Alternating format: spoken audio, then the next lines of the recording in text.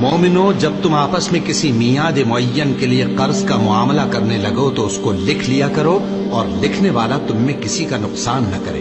بلکہ انصاف سے لکھے۔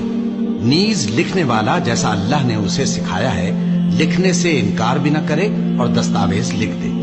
اور جو شخص قرض لے وہی دستاویز کا مضمون بول کر لکھوائے، اور اللہ سے کہ اس کا مالک ہے خوف کرے، اور زر قرض میں سے کچھ کم نہ لکھوائے۔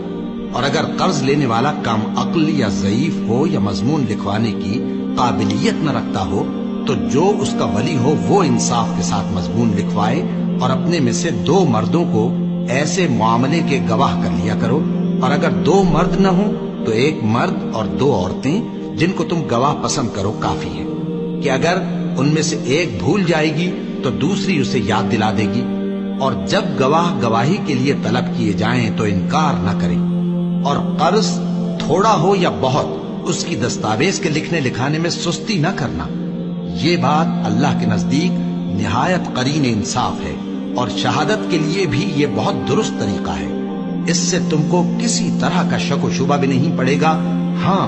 اگر سودا دست بدست ہو جو تم آپس میں لیتے دیتے ہو تو اگر ایسے معاملے کے دستاویز نہ لکھو تو تم پر کچھ گناہ نہیں۔